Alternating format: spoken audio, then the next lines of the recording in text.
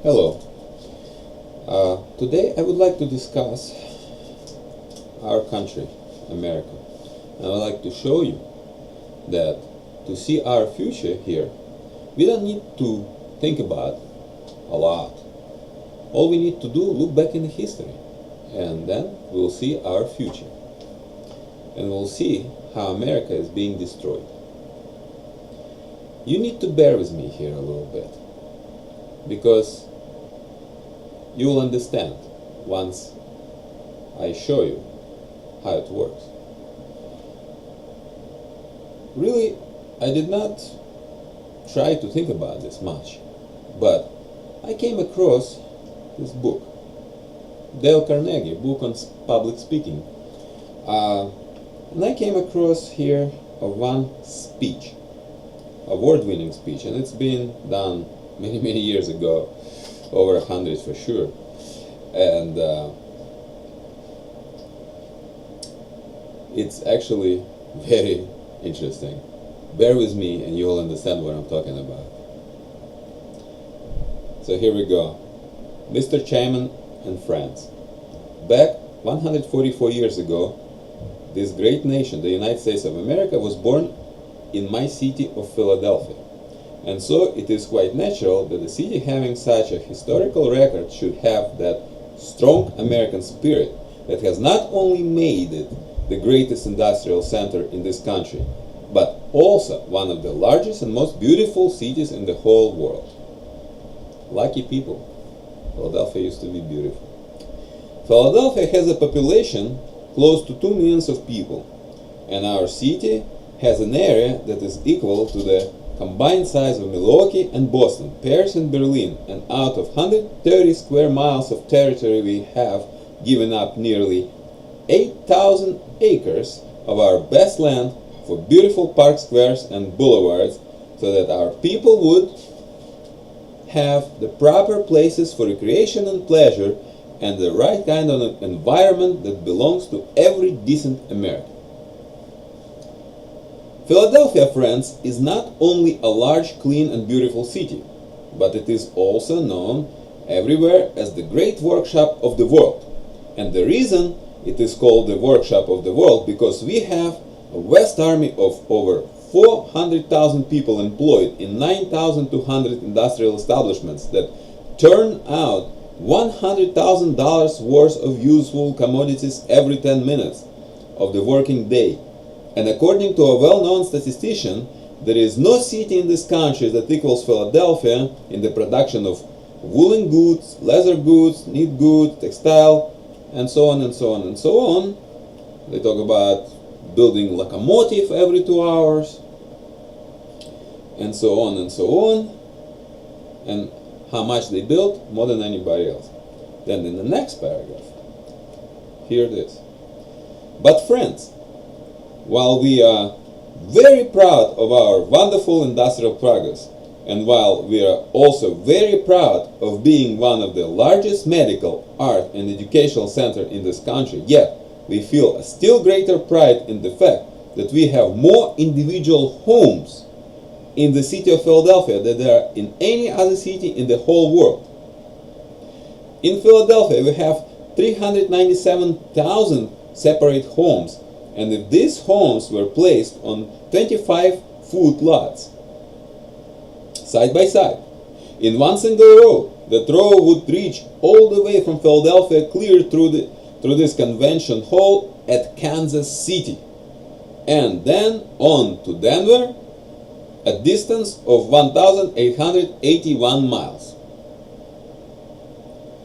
But what I want to call your special attention to is the significance of the fact that tens of thousands of these homes are owned and occupied by the working people of our city. And when a man owns the ground upon which he stands and the roof over his head, there is no argument ever presented that would infect that man with those imported diseases known as socialism and Bolshevism. This is it, ladies and gentlemen. I wanted to show you how America being destroyed. today we have problems, and these problems are government trying to solve by taxing the rich. But who is guilty of taxing the rich? The rich themselves. They took our jobs out of this country and sent them overseas, creating our great adversary, China. And what's happening? Right now, our population become unhappy, supporting radical leaders, and Obama is pretty radical for America. See, I don't say his ideas are bad, but I think for America he is pretty radical, okay? Because he lets socialism to take a foothold in this country, starting with health plan. I'm not against health plan. I think universal health would be great for this country. I think everybody should be able to afford medical care. But this is, again, it goes the other way around. It goes back to the rich. The health insurances, the whole system that trying to become so expensive that, nobody can afford it really, unless you have some kind of insurance. So when people have this kind of conditions, when they poor, they can't put food on their table, they have to use food stamps, they can't buy good clothes, they're not happy, and they can't go to a doctor, when something hurts them. Then these people start to elect, different type of leaders. Those who talk about fairness and socialism and things like that. And that's why the rich themselves get a problem. I will not be surprised that one day rich will realize that 99% now having guns in their hands and they all are up in the street. So here's the thing. If you want to know what's waiting for us, just look back in the history. Look what happened to the other countries where rich became super rich, took the jobs away from the people, where there were lots of poor people. The answer here is we need to create a strong middle class. With the strong middle class and very little of poor people, this country can go forward.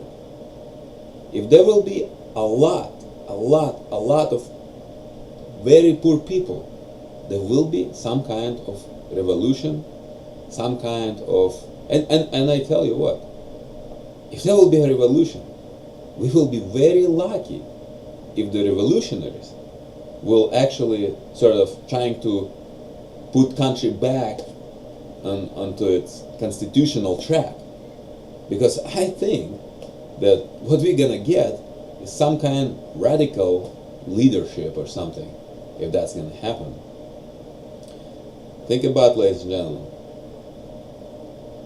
rich people, think about, bring our jobs back to this country, stop all these unfair trade agreements with countries like China, so the companies like Apple can't, employ those ladies for 10 hours shifts or 12-hour shifts, where they're breaking their fingers building those iPods, iPhones, okay, and get nothing pay. Honestly, I would rather pay a little bit more for this device by knowing that, hey, some American fella has built it for me, okay? I'm ready to pay. I don't need all this Chinese stuff, because we grew the China into the size of what they have with their economy. But we can still take it back. Let's think about it. Have a good day.